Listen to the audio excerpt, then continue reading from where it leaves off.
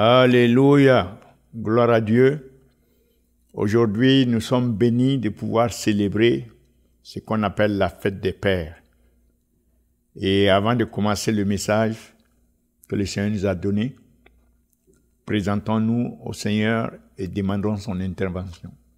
Père, nous te sollicitons aujourd'hui afin que tu nous transformes pour être des pères comme toi. Pendant que nous célébrons cette fête, nos cœurs et nos pensées sont tournés vers toi, qui es le Père parfait. Merci de nous aider par ton esprit et par ta parole pour grandir, pour devenir de plus en plus conforme aux caractéristiques que tu représentes. Merci Père de nous parler aujourd'hui et que tu nous donnes la grâce d'être transformés. Au nom du Seigneur Jésus-Christ, nous avons prié. Amen. Amen, amen, amen. Donc nous vous souhaitons la bonne fête des Pères et nous voulons partager avec vous quelques passages, quelques idées que le Seigneur a placées dans nos cœurs. Donc nous allons regarder pour commencer la définition, le fait même que ce soit le Père céleste qui soit le focus, le centre focal de cette fête. Nous allons regarder dans le livre de Romains chapitre 8, verset 15 et Galates 4, verset 6, où nous voyons le passage suivant. « Et vous n'avez point reçu un esprit de servitude pour être encore dans la crainte, mais vous avez reçu un esprit d'adoption par lequel nous crions « Abba » qui veut dire Père. Abba, Père. Alléluia. Par la grâce de Dieu, nous avons reçu l'Esprit en Jésus-Christ qui nous permet d'appeler Dieu Abba, Père. Gloire à Dieu. Quelle bénédiction. Dans Galates 4 aussi, au verset 6, nous voyons encore ce que Dieu a fait pour nous en Jésus-Christ. Et nous pouvons donc l'appeler. Il y a deux témoins ici. Et parce que vous êtes fils, Dieu a envoyé dans nos cœurs l'esprit de son Fils, lequel crie « Abba, Père ». Alléluia. Quelle grâce de pouvoir connaître Dieu et l'appeler Père. Amen. Donc, mais avant d'arriver à Dieu le Père, regardons sur terre ce qui se passe par rapport à nos familles. Regardons le psaume 128. Le psaume 128. Cantique des degrés. Heureux tout homme qui craint l'Éternel, qui marche dans ses voies. Tu jouis alors du travail de tes mains, tu es heureux, tu prospères. Ta femme est comme une vigne féconde dans l'intérieur de ta maison. Tes filles sont comme des plants d'olivier autour de ta table. C'est ainsi qu'est béni l'homme qui craint l'Éternel. L'homme qui craint l'Éternel. L'Éternel te bénira de Sion et tu verras le bonheur de Jérusalem tous les jours de ta vie. Tu verras les fils de tes fils, ça c'est la longue vie, que la paix soit sur Israël. À travers ce psaume, nous voyons que aussi bien cet homme qui est heureux, sa femme qui devient comme une vigne qui produit des fruits fructueuses, les enfants qui sont autour de sa table, nous voyons comme une famille qui est pleine de joie, de bénédictions, etc. Nous tirons la leçon et de la longévité. Nous tirons la leçon immédiatement que pour que nos familles soient bénies, il faut que nous allions vers Dieu. Les familles connaissent la bénédiction seulement lorsqu'elles sont tournées vers Dieu. Le verset mentionne clairement que heureux est l'homme qui craint Dieu et qui marche selon ses voies. Et à partir de là, nous voyons les implications pour sa famille. Heureux tout homme qui craint l'Éternel, qui marche dans ses voies. Donc les bénédictions, la prospérité de la famille viennent des bénédictions de l'Éternel. C'est l'Éternel qui est la source des bénédictions de toute famille. Alléluia. Et maintenant, nous regardons l'exemple. Comment Dieu lui-même est intervenu dans le cas d'Abraham. Abraham est un exemple typique. Et nous regardons dans Genèse chapitre 18, verset 19 plutôt. Car je l'ai choisi. Regardez ça. Je l'ai choisi. Pour quelle raison? Pour quel but? Afin qu'il ordonne à ses fils, sa famille en quelque sorte, et à sa maison, après lui de garder la voie de l'Éternel. Donc c'est le père de famille qui, pour que la famille connaisse les bénédictions, doit conduire la famille dans la voie de l'Éternel. Je l'ai choisi afin qu'il ordonne à ses fils et à sa maison, après lui, de garder la voie de l'Éternel, en pratiquant la droiture et la justice, et qu'ainsi l'Éternel accomplisse en faveur d'Abraham les promesses qu'il lui a faites. Donc les bénédictions, les promesses, l'accomplissement des promesses sont les sources de bénédiction de la famille d'Abraham. Et ce principe est clair, c'est un principe établi, que la famille prospère en fonction des bénédictions seulement de l'Éternel. En dehors de l'Éternel, il n'y a pas de prospérité pour les familles de la terre. Nous pensons aux prospérités qui n'ajoutent pas de tristesse. Ce sont les bénédictions de l'Éternel qui n'ajoutent pas de tristesse. Amen. Maintenant, avec ceci, quelle est la voie?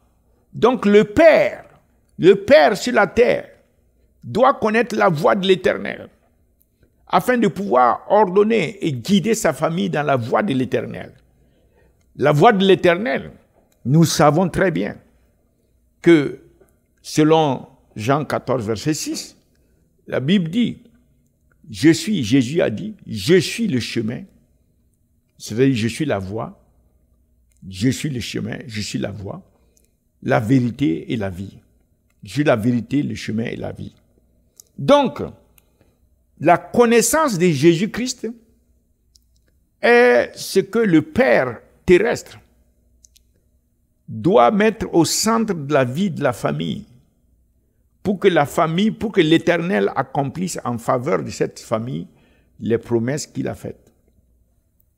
La connaissance du Seigneur Jésus-Christ. Cette voie qui est incarnée par Jésus-Christ, la connaissance de cette voie, c'est un état spirituel. Un état spirituel dans lequel la famille doit grandir continuellement, premièrement dans la connaissance de qui Jésus-Christ est. La famille doit grandir dans l'amour de Christ et dans le respect et l'adoration de Christ, la révérence de Christ. Et troisièmement, cette croissance doit devenir de plus en plus manifeste à travers l'obéissance à la parole de Christ et le service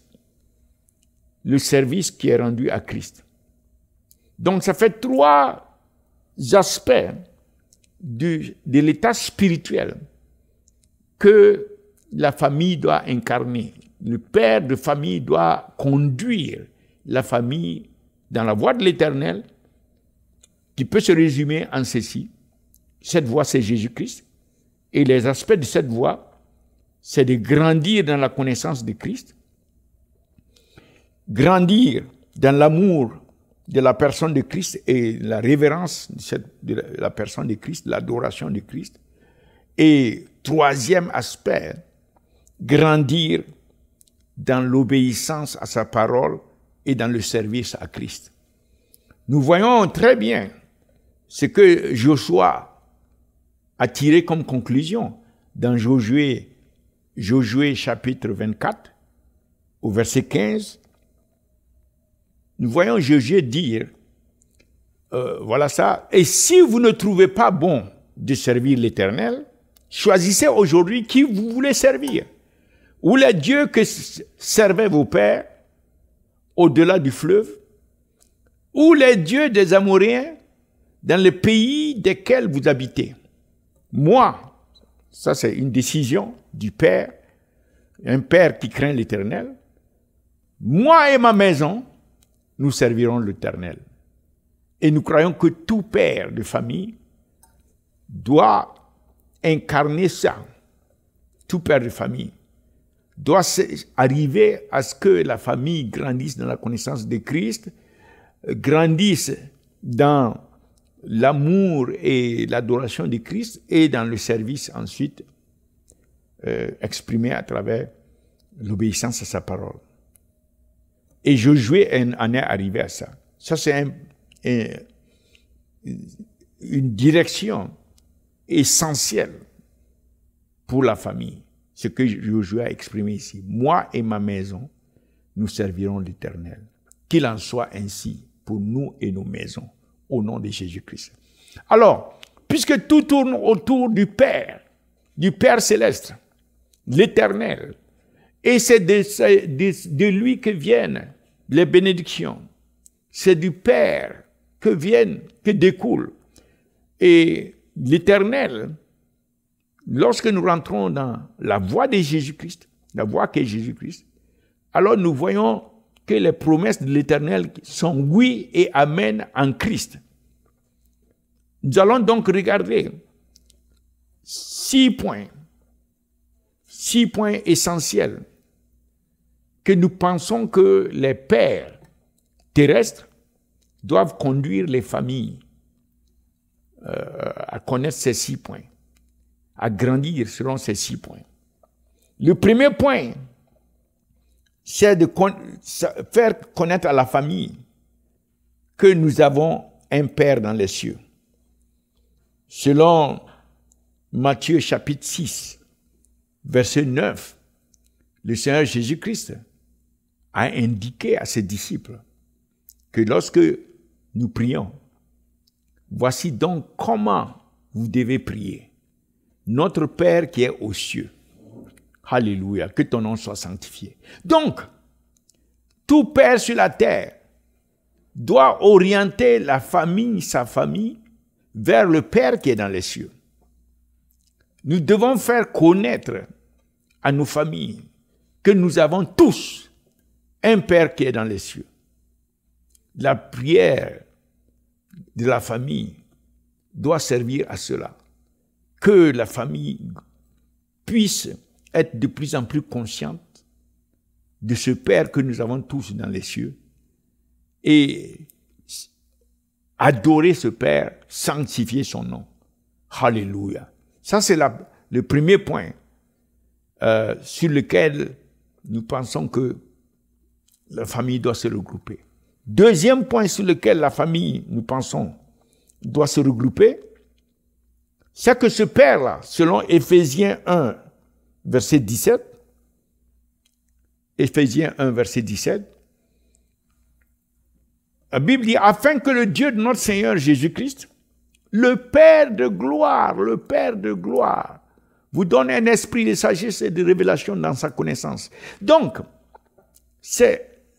la famille doit se regrouper autour du fait que c'est ce Père-là, c'est pas le Père terrestre qui est le Père de gloire, mais ce Père que nous avons dans le cieux, c'est lui le Père de gloire.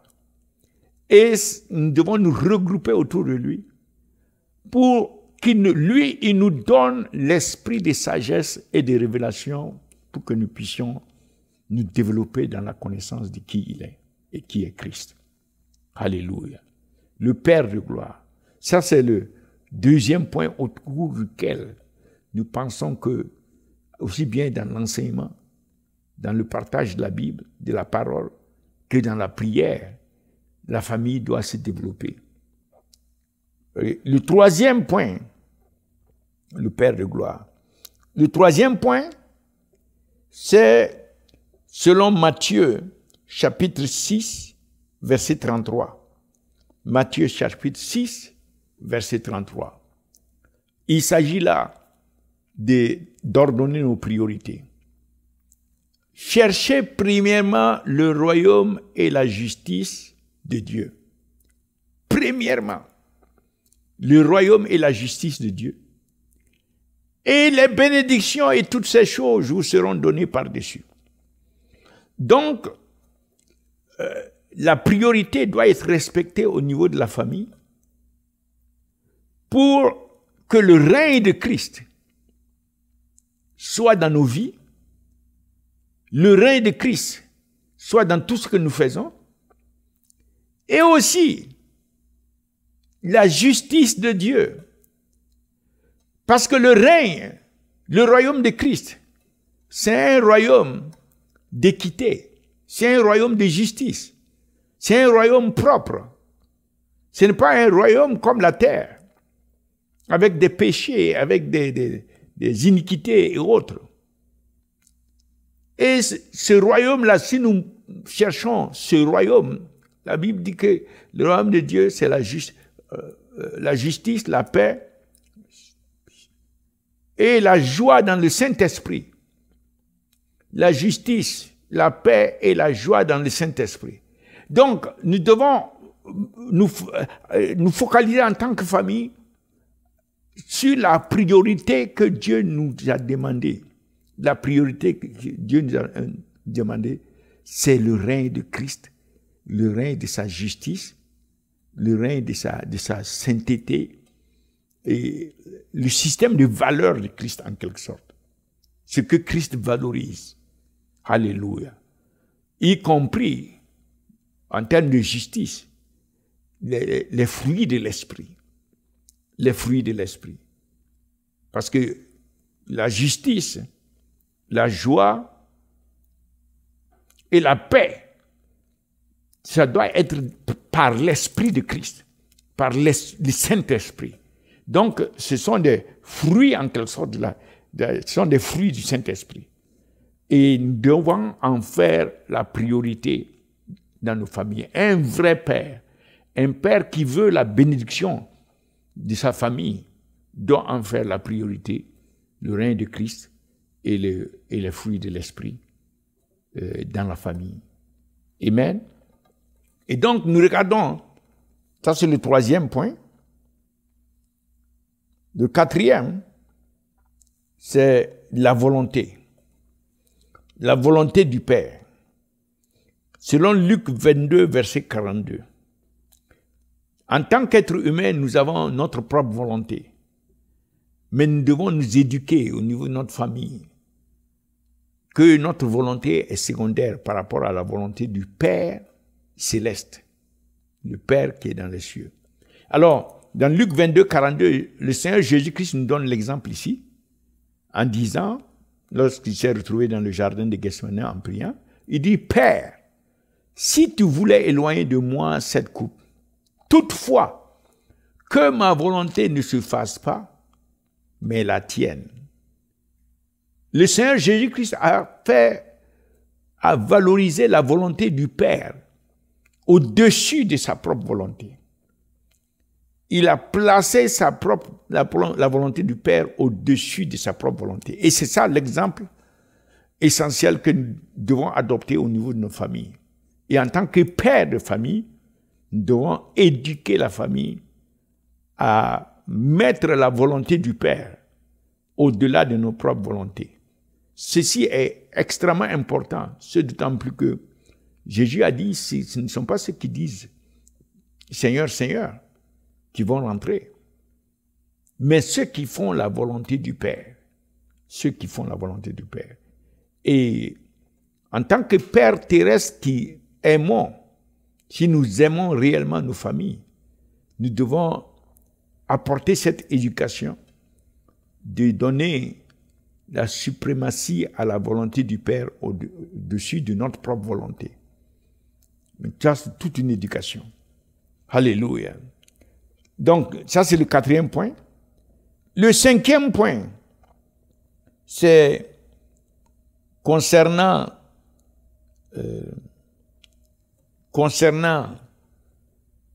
la maison du Père.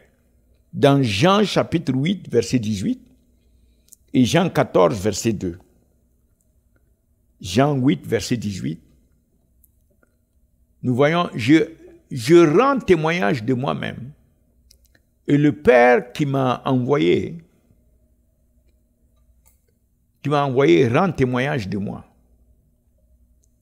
Le Père qui m'a envoyé rend aussi témoignage de moi. Nous voyons comment ici, le Père, le Seigneur Jésus-Christ dit que le Père qu'il a envoyé atteste de lui. Donc nous devons, en accord avec le Père, chercher à rendre témoignage du Seigneur Jésus-Christ. Rendre témoignage du Seigneur Jésus-Christ doit être une éducation que nous donnons à nos familles. Alléluia. Cela est extrêmement important parce que le Père lui-même, c'est ce qu'il fait. Et le Seigneur lui-même, Jésus, est dans cette œuvre-là. Donc, en accord avec le Père, avec le Fils, et le Saint-Esprit aussi est venu pour ça, nous devons éduquer nos familles à rendre témoignage du Seigneur Jésus-Christ. C'est-à-dire, que ce soit en parole, dans notre conduite, dans les actions que nous faisons, nous devons chercher toujours à rendre témoignage de Jésus-Christ, qu'il est le Fils de Dieu, qu'il est le Sauveur, qu'il n'y a pas d'autre que lui, et que c'est lui qui a payé le prix à la croix. Il a versé son sang. C'est lui qui est mort. C'est lui qui est ressuscité et qui va revenir encore. Donc ces vérités-là, ensemble, à travers nos paroles, à travers nos conduites, à travers nos actions, doivent se manifester à travers nous. Mais pour cela, il faut que nous-mêmes, nous puissions éduquer nos familles dans cette direction. En cela. Donc ça, c'est le 5e point. Le 6e, c'est dans Jean 14, verset 2, où Jésus parle de la maison du Père. Donc, sur la terre, nous avons notre maison avec notre Père terrestre. Et la famille se retrouve dans la maison, ici terrestre. Mais il faut éduquer la famille. Le Père céleste, le Père au ciel, a une maison. Et c'est ce que Jésus-Christ est en train de dire à ses disciples ici. Il dit, il y a plusieurs demeures dans la maison de mon Père. Il y a plusieurs demeures dans la maison de mon Père. Et il continue pour dire, si cela n'était pas, je vous l'aurais dit. Et il dit qu'il va nous préparer une place. Donc ça ouvre des perspectives, c'est-à-dire ça oriente l'avenir vers le ciel.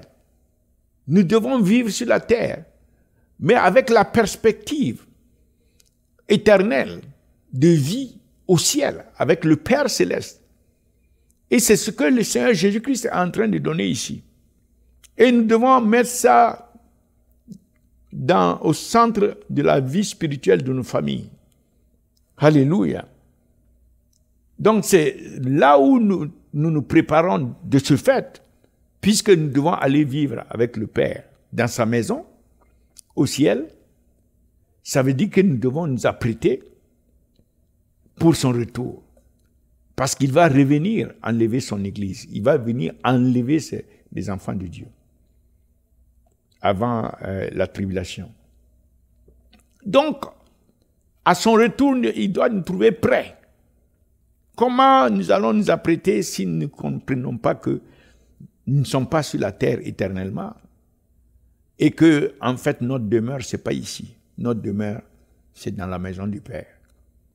Donc, il faut que nous puissions éduquer nos familles dans ce sens-là. Un père qui est de Dieu, un père qui est un serviteur réellement de Dieu, doit éduquer sa famille dans cette direction. Et ensuite, donc, le dernier point, c'est dans Jean 10, verset 30, Jean 14, versets 20, 21 et 23.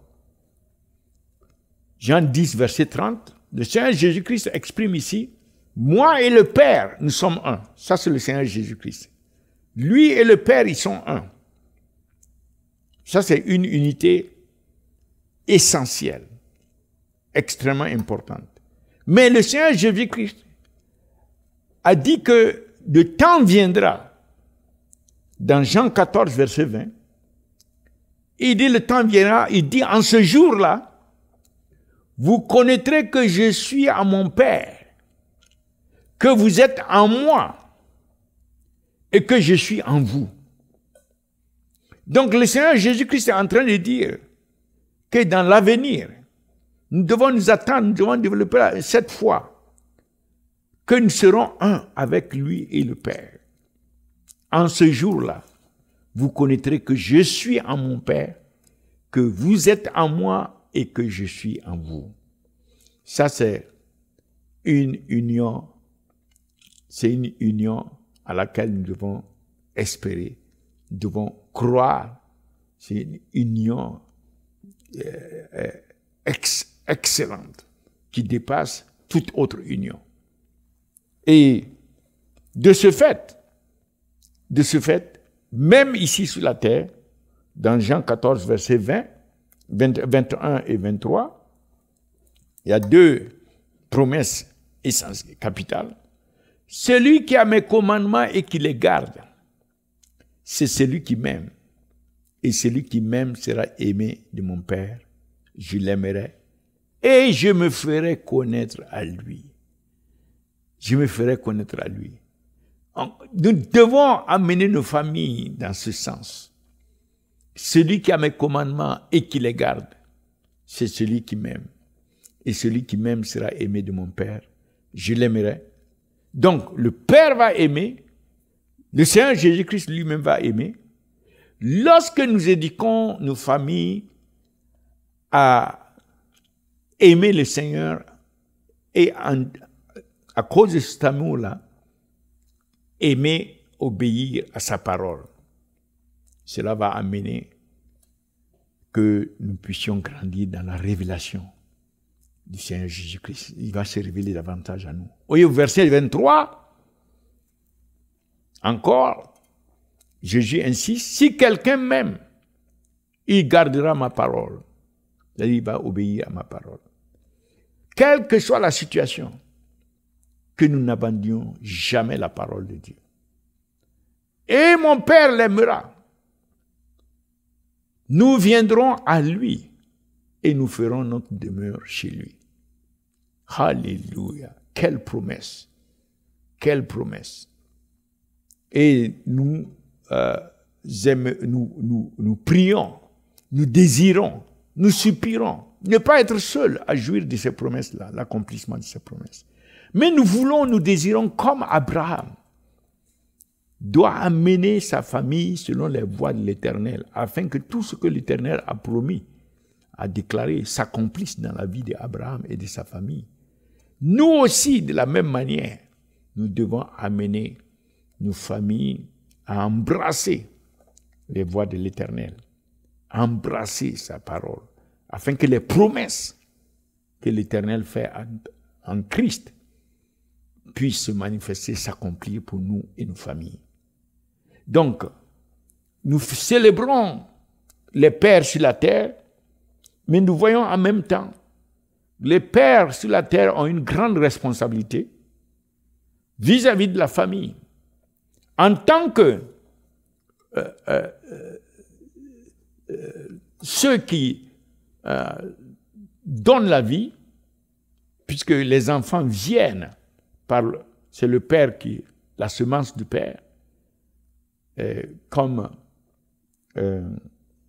ceux qui initient cette vie-là, ceux qui protègent du point de vue humain cette vie, ceux qui gouvernent aux affaires de la famille, les pères qui exercent une sorte d'autorité spirituelle et physique contre tout ce qui peut nuire à la famille et qui fondent c'est le père qui fonde, qui établit la famille, bien sûr avec la maman, en accord.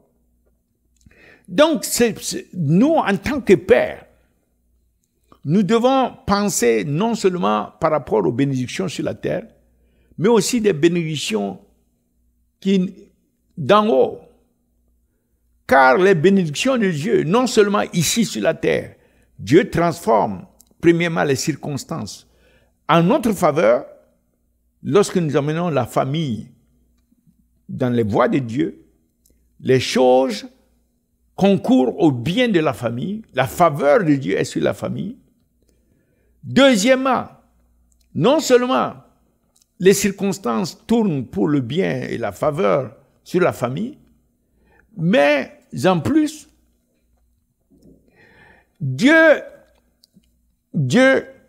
fait en sorte que ce soit dans la vie ou dans la mort, que la paix soit assurée pour nos familles. La paix de Dieu règne dans les cœurs de nos familles. Les circonstances, la paix, que ce soit dans la vie ou même dans la mort, la paix de Dieu. Et troisième dimension de la bénédiction de Dieu, c'est la bénédiction éternelle. La bénédiction de la vie éternelle. Alléluia. Éternellement. Et dans le processus d'être transformé pour être conforme à Christ. Dans ce processus de transformation pour être conforme à Christ. Amener toute la famille dans ce processus. Ça, c'est la bénédiction éternelle. Donc, depuis les bénédictions matérielles où Dieu nous donne la faveur ici, bas, tourne les circonstances en notre faveur, etc., etc., jusqu'à la bénédiction spirituelle qui est que Dieu nous donne, que ce soit dans la vie ou dans la mort, sa paix, nous sommes assurés de ne pas être objet de la colère de Dieu. Et nous ne voulons pas que cette colère frappe notre famille aussi. Donc la bénédiction de la paix de Dieu, la paix avec Dieu et la paix de Dieu. Et troisièmement, la bénédiction de la vie éternelle, dans laquelle nous sommes transformés chaque jour pour devenir conformes à Christ et rentrer un jour dans la gloire éternelle. Alléluia. Donc, le rôle du père est essentiel et les deux parents, que ce soit le père et la mère, doivent unir les forces afin que cet objectif, cette mission d'amener une famille qui a été établie, de l'amener dans la voie de Dieu afin que cette famille prospère et dans les bénédictions du Seigneur. Que le Seigneur vous bénisse, que le Seigneur vous garde, que le Seigneur vous donne et nous donne à tous d'avoir nos familles engagées dans la voie de l'Éternel. Que le Saint-Esprit inspire tous les pères à pouvoir jouer correctement le rôle. Que la grâce soit accordée aux pères, que les pères soient fortifiés, que à travers les pères, les familles soient bénies effectivement, enseignées, formées, dirigées, conduites dans les voies de l'Éternel, à connaître le Seigneur Jésus-Christ. Alléluia. Que le rôle des pères, le rôle essentiel s'accomplisse par la grâce de Dieu. Le Seigneur vous bénisse et bénisse vos familles. Au nom de Jésus-Christ, nous allons prier. Amen. Donc maintenant, nous allons prier pour ceux, bonne fête de Père, pour ceux qui veulent donner leur vie au Seigneur Jésus. Vous dites seulement, Seigneur Jésus, je reconnais que je suis pécheur. Aujourd'hui, j'accepte ton sacrifice, ton sang, ta mort et ta résurrection. Et je me repens de tous mes péchés. Merci de me pardonner et de me laver par ton sang. Je crois dans mon cœur que Dieu t'a ressuscité de la mort et tu vas revenir bientôt pour me chercher, afin que là où tu es, j'y sois aussi. Alors je t'ouvre mon cœur, Seigneur. Je t'invite à venir dans mon cœur et je te reçois comme mon Seigneur et Sauveur personnel. Merci, Seigneur Jésus-Christ. Au nom de Jésus, nous avons prié. Amen. Et nous continuons de vous inviter à la montagne. La montagne établie par le Saint-Esprit et où nous prions 24 heures sur 24, 7 jours sur 7. Les nations continuent de venir. Que le Seigneur nous donne toute la grâce de pouvoir nous retrouver afin que nous puissions permettre au Seigneur Jésus-Christ de déverser le flot de son esprit sur les nations pour amener sa révélation et le salut des âmes. Le Seigneur vous bénisse, le Seigneur vous garde, le Seigneur fasse briller sa face sur vous, qu'il vous donne sa paix. Bonne fête des pères, au nom de Jésus-Christ, nous avons prié. Amen.